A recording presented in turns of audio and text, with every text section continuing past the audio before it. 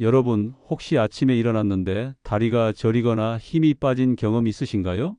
나이 들어서 그런가 보다 하고 그냥 넘어가신 적 아마 한두 번은 있으실 겁니다. 그런데 말입니다. 이 작은 신호가 바로 뇌경색의 첫 번째 경고일 수 있다는 사실 알고 계셨나요? 많은 분들이 다리 증상을 단순한 노화 현상으로만 여기고 계십니다.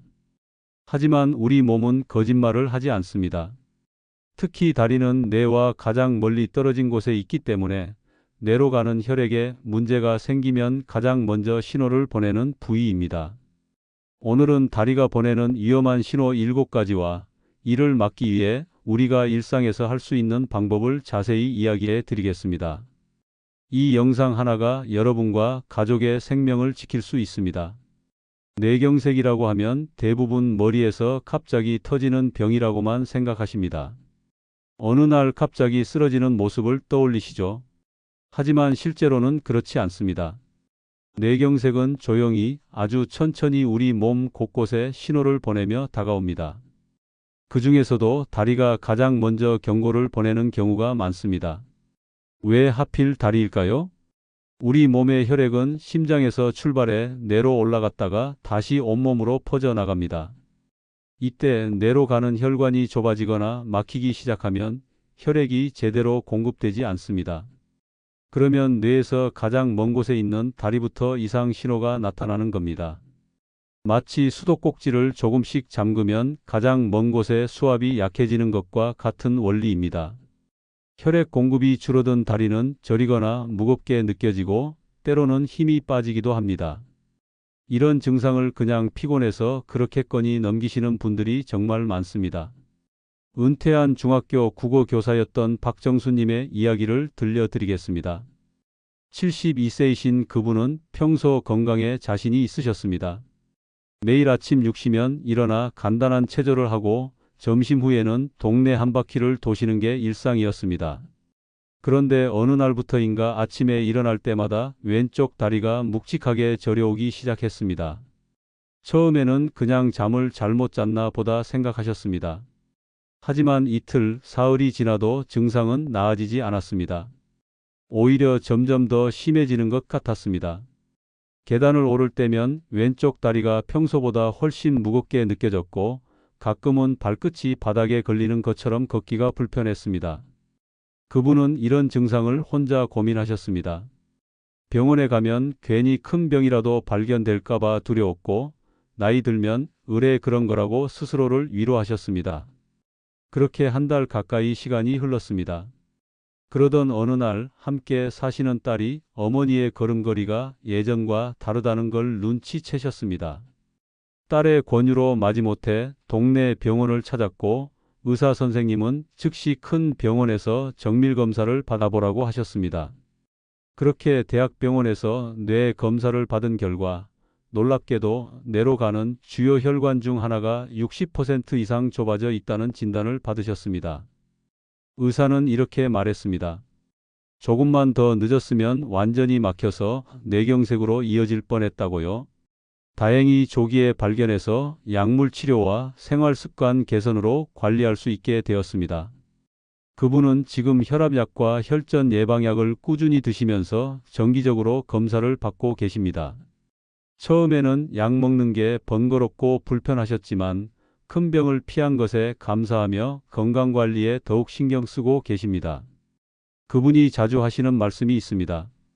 다리가 저린 게 그냥 나이 탓이라고만 생각했는데 그게 뇌에서 보내는 경고 신호였다는 걸 그때는 몰랐다고요. 만약 딸이 걱정하지 않았다면 지금쯤 어떻게 되었을지 모른다고 하십니다. 이처럼 다리가 보내는 작은 신호를 가볍게 보지 마시고 혹시 뇌에서 오는 경고는 아닐까 하고 의심해 보시는 게 중요합니다. 여러분도 혹시 아침마다 다리가 저리거나 무겁게 느껴지시나요? 그렇다면 절대 그냥 넘기지 마세요. 다리 저림이 일주일 이상 지속되면 바로 병원에 가보셔야 합니다. 그리고 증상이 언제, 어떻게 나타나는지 메모해 두시면 진단에 큰 도움이 됩니다. 아침에만 그런지, 하루 종일 그런지, 한쪽 다리만 그런지, 양쪽 다 그런지 같은 것들 말입니다. 다리에 쥐가 나는 경험 한 번쯤은 있으시죠? 특히 밤에 자다가 갑자기 종아리에 쥐가 나서 깜짝 놀라 깨신 적 있으실 겁니다. 또 겨울이 되면 다리가 유난히 차갑게 느껴지는 분들도 많습니다. 대부분은 이런 증상을 단순한 피로나 노화 현상으로만 여기십니다. 일을 많이 해서 그렇겠지, 나이 들어서 혈액순환이 안 좋아진 거겠지 하고 넘어가시는 거죠. 하지만 이런 증상들이 반복된다면 한 번쯤은 의심해 봐야 합니다. 혈관이 좁아지거나 막히는 전조 증상일 수 있기 때문입니다. 다리의 혈류가 원활하지 못하면 근육에 산소와 영양분이 제대로 공급되지 않습니다. 그러면 작은 자극에도 근육이 경련을 일으키거나 다리가 차갑게 느껴지는 겁니다. 특히 자주 쥐가 나거나 한쪽 다리만 유난히 차갑다면 그쪽 혈관에 문제가 있을 가능성이 높습니다. 경상남도의 작은 마을에서 평생 농사를 지어온 이만호님의 사연을 들려드리겠습니다. 68세이신 그분은 아침 일찍부터 저녁 늦게까지 농가 밭을 오가며 일하셨습니다. 힘든 농사일이지만 평생 해온 일이라 익숙했고 건강도 나쁘지 않다고 생각하셨습니다. 그런데 지난해 가을부터 이상한 일이 생기기 시작했습니다. 일을 하다 보면 오른쪽 종아리에 자꾸 쥐가 나는 겁니다. 처음에는 일주일에 한두 번 정도였는데 점점 횟수가 늘어나더니 나중에는 거의 매일 쥐가 났습니다. 그분은 농사일이 힘들어서 그런가 보다 생각하셨습니다. 아내가 걱정하며 병원에 가보라고 했지만 바쁜 농번기라 미루고 또 미뤘습니다. 그런데 겨울이 되면서 증상은 더 심해졌습니다. 쥐가 나는 것뿐만 아니라 오른쪽 다리가 유난히 차갑게 느껴졌고 걸을 때 왼쪽 다리보다 힘이 덜 들어가는 것 같았습니다. 계단을 오를 때는 오른쪽 다리에 힘을 주기가 어려워 왼쪽 다리에 더 의지하게 되었습니다. 양말을 신어도 오른쪽 발만 따뜻해지지 않았고 밤에 자다가도 차가운 느낌 때문에 잠을 설치는 날이 많아졌습니다. 결국 아내의 성화에 못 이겨 읍내 보건소를 찾았습니다. 간호사님이 혈압을 재고 간단한 문진을 하더니 큰 병원에 가서 정밀 검사를 받아보라고 하셨습니다. 그렇게 시내 병원에 가서 뇌와 혈관 검사를 받았는데 결과를 듣고 깜짝 놀랐습니다. 뇌로 가는 혈관에 작은 혈전이 생겼고 초기 단계에 뇌경색 소견이 있다는 겁니다. 의사는 다행히 초기에 발견했다며 지금부터라도 약물 치료를 시작하고 생활 습관을 바꾸면 충분히 관리할 수 있다고 했습니다. 그분은 처음에는 믿기지 않았습니다. 평생 건강하게 살았는데 갑자기 뇌경색이라니요? 하지만 의사의 설명을 듣고 나니 이해가 되었습니다. 다리에 자주 쥐가 난 것도 한쪽 다리가 차가웠던 것도 모두 뇌혈관이 좁아지면서 나타난 신호였던 겁니다. 지금은 매일 아침 혈압약과 항혈전제를 드시고 담배도 끊으셨습니다. 또 과거에는 짜게 먹던 식습관도 바꿔서 저염식을 하고 계십니다. 치료를 시작한 지 6개월이 지난 지금 다리에 쥐가 나는 횟수도 많이 줄었고 차갑던 느낌도 많이 나아졌습니다. 정기적으로 병원에서 검사를 받으며 상태를 점검하고 계신데 의사는 잘 관리하고 계신다며 칭찬을 아끼지 않으십니다. 그분이 지금도 후회하시는 게 있습니다. 왜 진작에 병원에 가지 않았을까 하는 거죠. 몸이 보내는 신호를 그냥 농사일 탓으로만 돌렸던 게 아쉽다고 하십니다. 만약 조금만 더 늦었더라면 큰 뇌경색으로 이어져 반신불수가 되거나 심하면 생명까지 위험할 수 있었다는 의사의 말을 듣고 아내에게 정말 고맙다고 하셨습니다. 이렇게 반복되는 증상을 피곤 탓으로만 넘기지 마시고 몸이 보내는 중요한 신호로 받아들이시는 게 필요합니다. 혹시 여러분도 다리에 쥐가 자주 나시나요? 그렇다면 혈압과 혈당을 꼭 확인해 보세요. 고혈압이나 당뇨가 있으면 혈관이 손상되어 뇌경색 위험이 높아집니다. 또 자기 전에 가벼운 스트레칭으로 다리 근육을 풀어주고 혈액순환을 도와주면 좋습니다. 따뜻한 물에 발을 담그는 것도 도움이 됩니다. 그렇다면 구체적으로 어떤 신호들이 뇌경색을 의심해야 하는 다리 증상일까요? 지금부터 꼭 기억하셔야 할 7가지 신호를 말씀드리겠습니다. 뇌로 가는 혈액이 원활하지 못할 때 대표적으로 나타나는 증상들입니다. 첫 번째는 한쪽 다리에만 힘이 빠지는 경우입니다. 양쪽이 아니라 유독 한쪽만 힘이 없다면 의심해 봐야 합니다. 두 번째는 다리가 저리거나 감각이 둔해지는 증상입니다. 특히 한쪽만 그렇다면 더욱 주의해야 합니다. 세 번째는 걸을 때 한쪽 발이 자꾸 끌리거나 걸음걸이가 불안정해지는 것입니다. 네 번째는 갑자기 다리에 쥐가 자주 나거나 경련이 생기는 경우입니다. 다섯 번째는 한쪽 다리가 유난히 차갑게 느껴지거나 색깔이 창백해지는 증상입니다. 여섯 번째는 계단을 오르내리기가 갑자기 힘들어지는 것입니다. 마지막 일곱 번째는 앉았다 일어설 때 한쪽 다리에 힘을 주기 어렵거나 균형을 잡기 힘든 경우입니다. 이 일곱 가지 증상 중에서 두 가지 이상이 동시에 나타난다면 절대 가볍게 여기지 마시고 즉시 병원을 찾아야 합니다. 서울 노량진에서 오랫동안 반찬 가게를 운영해온 김영자님의 이야기를 들려드리겠습니다. 75세이신 그분은 새벽 오시면 시장에 나가 장을 보고 하루 종일 가게를 지키며 손님들을 맞이하셨습니다. 평생 부지런히 일하며 가족을 돌보신 분이었습니다. 체력도 좋은 편이어서 또래 친구들보다 훨씬 활동적이셨습니다. 그런데 올해 초 이상한 증상이 나타나기 시작했습니다. 어느 날 아침 시장에 가려고 계단을 내려가는데 오른쪽 다리에 힘이 제대로 들어가지 않았습니다. 그냥 피곤해서 그런가 보다 생각하고 천천히 내려갔습니다. 그런데 며칠 후 같은 증상이 또 나타났습니다. 이번에는 오른쪽 발이 계단 끝에 걸려 넘어질 뻔했습니다. 가게에서 일할 때도 오른쪽 다리가 예전 같지 않았습니다.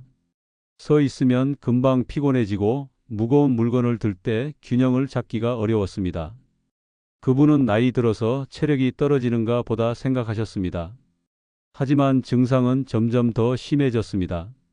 오른쪽 다리가 저리기 시작했고 감각도 예전 같지 않았습니다. 뜨거운 물에 발을 담가도 왼쪽은 뜨겁게 느껴지는데 오른쪽은 온도를 잘 느끼지 못했습니다. 가끔은 오른쪽 발이 차갑게 느껴지기도 했습니다. 그러던 어느 날 오후 가게에서 장사를 하고 있는데 갑자기 오른쪽 다리에 완전히 힘이 빠졌습니다. 그 자리에서 주저앉을 뻔했고 손님이 놀라 부축해 주셨습니다. 옆 가게 주인이 즉시 119를 불렀고 응급차가 도착해 그분을 가까운 대학병원 응급실로 옮겼습니다. 응급실에서 신속하게 검사를 진행했고 컴퓨터 단층 촬영 결과 뇌혈관이 막히기 시작하는 초기 뇌경색 상태라는 진단을 받았습니다. 의료진은 즉시 혈전용해제를 투여하고 응급치료를 시작했습니다. 다행히 빠른 대처 덕분에 혈관이 다시 열렸고 큰 후유증 없이 회복할 수 있었습니다. 입원 치료를 받는 동안 의사는 그분에게 설명했습니다. 지난 몇 주 동안 나타났던 다리 증상들이 모두 뇌경색의 전조 증상이었다고요. 한쪽 다리에 힘이 빠지고 저리고 감각이 둔해지고 차갑게 느껴지고 계단 오르기가 힘들었던 것들이 모두 뇌에서 보낸 경고 신호였던 겁니다. 만약 그날 쓰러지지 않고 계속 참았다면 완전히 막혀서 반신마비나 언어장애 같은 심각한 후유증을 남길 수 있었다고 했습니다. 지금 그분은 퇴원 후 꾸준히 재활치료를 받으며 약물치료를 병행하고 계십니다. 처음 며칠은 걷기가 불편했지만 물리치료사의 도움으로 점차 회복하고 계십니다. 가게는 잠시 쉬기로 하고 건강을 먼저 챙기기로 결심하셨습니다. 그분이 자주 하시는 말씀이 있습니다. 몸이 신호를 보냈는데 무시했던 자신이 후회된다고요. 만약 처음 증상이 나타났을 때 병원에 갔더라면 이렇게까지 심해지지 않았을 거라고 하십니다. 여러분, 이 7가지 증상을 꼭 기억하세요. 그리고 이 중 2가지 이상이 동시에 나타난다면 지체하지 말고 즉시 병원을 찾으셔야 합니다. 증상이 반복되면 반드시 가족에게 알려두세요. 혼자 참고 넘기면 정말 위험합니다. 가족이 알고 있어야 응급 상황에서 빠르게 대처할 수 있습니다. 뇌경색은 시간과의 싸움입니다. 얼마나 빨리 치료를 받느냐에 따라 결과가 완전히 달라집니다. 뇌세포는 산소와 영양분 공급이 끊기면 몇 분 단위로 죽어가기 시작합니다. 의학계에서는 증상이 시작된 후 3시간에서 4시간 30분 이내를 골든타임이라고 부릅니다. 이 시간 안에 치료를 받으면 뇌 손상을 최소화하고 후유증을 막을 수 있습니다. 하지만 이 시간을 놓치면 회복이 어렵거나 심각한 장애가 남을 수 있습니다. 문제는 많은 분들이 증상이 나타나도 잠깐 쉬면 나아지겠지 하고 시간을 보내신다는 겁니다. 또 밤에 증상이 생기면 아침까지 기다렸다가 병원에 가시는 경우도 많습니다. 하지만 뇌경색은 1분 1초가 중요합니다. 조금이라도 이상하다 싶으면 즉시 119에 전화하셔야 합니다. 가족이나 이웃에게 알리고 도움을 요청하는 것도 중요합니다. 절대 혼자 해결하려고 하지 마세요. 부산에서 30년 넘게 시내버스 운전을 하신 정혜수님의 사연을 들려드리겠습니다. 70세이신 그분은 정년퇴직 후에도 건강이 좋아 계속 일을 하고 계셨습니다. 승객들에게 친절하기로 소문난 분이었고 안전운전으로 표창도 여러 번 받으셨습니다. 그런데 지난 봄 퇴근길에 갑작스러운 일이 벌어졌습니다.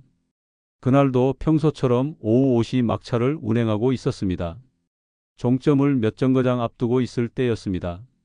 갑자기 오른쪽 다리에 힘이 풀리면서 브레이크 페달을 밟을 수가 없었습니다. 순간 당황했지만 오랜 운전 경력으로 왼쪽 다리로 브레이크를 밟아 안전하게 버스를 세울 수 있었습니다. 승객들에게 양해를 구하고 회사에 연락했습니다. 동료 기사가 대신 버스를 몰고 가고 그분은 회사 차로 집에 돌아왔습니다. 집에 도착했을 때는 증상이 조금 나아진 것 같았습니다. 아내에게 오늘 피곤해서 다리에 힘이 빠졌다고 말하고 일찍 잠자리에 들었습니다. 하지만 새벽 2시쯤 화장실에 가려고 일어나는데 오른쪽 다리가 완전히 말을 듣지 않았습니다. 걸으려고 하는데 다리가 휘청거리고 균형을 잡을 수가 없었습니다. 그대로 쓰러지면서 큰 소리를 냈고 깜짝 놀란 아내가 깨어났습니다. 아내는 즉시 상황의 심각성을 알아차렸습니다. 남편의 얼굴도 한쪽이 약간 처진 것 같았고 말도 어눌하게 나왔습니다. 지체 없이 119에 전화했습니다. 전화를 받은 구급대원은 뇌경색 가능성이 높다며 신속히 출동했습니다. 구급차가 도착하기까지 걸린 시간은 7분. 구급대원들은 환자를 조심스럽게 들것에 옮기고 가장 가까운 뇌졸중 센터가 있는 대학병원으로 이송했습니다. 병원 응급실에서는 이미 연락을 받고 대기하고 있었습니다.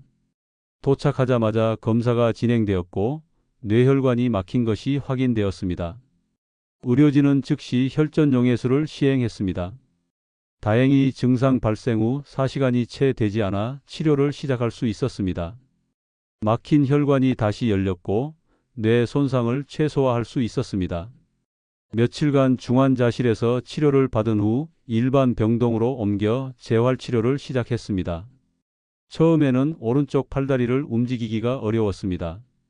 말도 어눌했고 간단한 동작도 힘들었습니다. 하지만 매일 열심히 재활치료를 받으며 조금씩 회복해 나갔습니다. 물리치료사와 작업치료사의 도움으로 걷기 연습을 하고 손을 사용하는 훈련을 했습니다. 언어치료사는 발음 연습을 도와주었습니다. 가족들의 격려와 본인의 의지로 3개월 만에 거의 정상적인 생활이 가능할 정도로 회복하셨습니다. 지금은 퇴원해서 집에서 생활하고 계십니다. 운전은 그만두셨지만 걷기와 간단한 집안일은 할 수 있게 되었습니다. 정기적으로 병원에 다니며 약을 드시고 재발 방지를 위해 혈압과 혈당을 철저히 관리하고 계십니다. 의사는 아내분의 신속한 판단이 남편을 살렸다고 칭찬했습니다. 만약 아침까지 기다렸거나 증세를 가볍게 여겼다면 심각한 장애가 남았거나 생명이 위험할 수도 있었다고 했습니다. 그분은 지금도 그날 밤을 생각하면 아찔하다고 하십니다. 버스 안에서 증상이 나타났을 때 바로 병원에 갔어야 했는데 피곤 탓으로 돌리고 집에 온 게 후회된다고요? 다행히 아내가 119를 빨리 불러줘서 큰 위기를 넘겼지만 조금만 더 늦었더라면 지금처럼 회복하기 어려웠을 거라고 하십니다. 여러분, 뇌경색은 혼자 해결할 수 있는 병이 아닙니다. 빠른 대처와 응급 호출이 생명을 살립니다. 갑작스러운 증상이 나타나면 119를 지체 없이 부르세요. 밤이든 낮이든 상관없습니다. 구급대원들은 24시간 대기하고 있습니다. 그리고 가족과 함께 응급상황 대처법을 미리 상의해 두는 것도 큰 힘이 됩니다. 혹시 모를 상황에 대비해 가까운 병원의 위치와 연락처도 미리 알아두세요. 그렇다면 평소 어떻게 해야 이런 위험을 막을 수 있을까요? 뇌경색은 생활습관 관리로 충분히 예방할 수 있는 병입니다. 가장 중요한 것은 혈압과 혈당 관리입니다.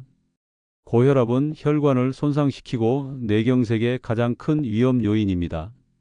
혈압약을 처방받으셨다면 절대 임의로 끊지 마시고 꾸준히 드세요. 또 정기적으로 혈압을 측정하고 기록하는 습관을 들이세요. 당뇨도 혈관을 망가뜨리는 주범입니다. 혈당 관리를 위해서는 단 음식을 피하고 식사량을 조절하며 규칙적으로 운동하는 것이 중요합니다. 흡연은 혈관을 수축시키고 혈전을 만들기 쉽게 하므로 반드시 끊으셔야 합니다. 술도 과하면 혈압을 높이고 뇌경색 위험을 키웁니다. 그리고 무엇보다 적절한 운동이 필요합니다. 하루 30분씩 걷기만 해도 혈액순환이 좋아지고 혈관 건강이 개선됩니다. 식습관도 중요합니다. 짠 음식은 혈압을 높이므로 싱겁게 먹는 습관을 들이세요. 채소와 과일을 충분히 드시고 기름진 음식은 줄이세요. 특히 트랜스 지방이 많은 튀김이나 과자는 피하는 게 좋습니다. 물도 충분히 마셔서 혈액이 끈적해지지 않도록 해야 합니다. 정기검진도 빼놓을 수 없습니다. 1년에 한 번은 건강검진을 받아 혈압, 혈당, 콜레스테롤 수치를 확인하세요. 여러분, 오늘 다리가 보내는 위험신호 7가지와 뇌경색 예방법에 대해 말씀드렸습니다. 다리 저림, 힘 빠짐, 쥐나는 증상, 한쪽 다리만 차가운 느낌, 걸음걸이 불안정, 계단 오르기 힘든, 균형 잡기 어려움. 이런 작은 신호를 무심코 지나치면 큰 병으로 이어질 수 있습니다. 하지만 반대로 그 작은 신호를 제때 알아차리고 대응한다면 뇌경색은 충분히 막을 수 있습니다. 나이 탓, 피곤 탓으로만 여기지 마세요. 우리 몸은 거짓말을 하지 않습니다. 특히 한쪽 다리에만 증상이 나타나거나 증상이 반복된다면 꼭 병원을 찾아 정밀검사를 받으시기 바랍니다. 골든타임을 놓치지 않는 것도 중요합니다. 갑작스러운 증상이 나타나면 지체 없이 119에 전화하세요. 그리고 평소에 혈압과 혈당을 관리하고 규칙적으로 운동하며 건강한 식습관을 유지하는 것이 최고의 예방법입니다. 오늘 제가 드린 말씀 중 단 하나라도 마음에 남는다면 지금 바로 실천해 보시길 바랍니다. 오늘 저녁 식사는 평소보다 조금 더 싱겁게 드시고 식사 후에는 가벼운 산책을 해보세요. 자기 전에는 다리 스트레칭으로 혈액순환을 도와주세요. 이런 작은 실천이 모여 건강한 내일을 만듭니다. 이 영상이 도움이 되셨다면 구독과 좋아요 부탁드립니다. 앞으로도 꼭 필요한 건강 정보를 놓치지 않고 받아보실 수 있습니다. 여러분과 가족 모두의 건강한 내일을 진심으로 응원합니다. 감사합니다.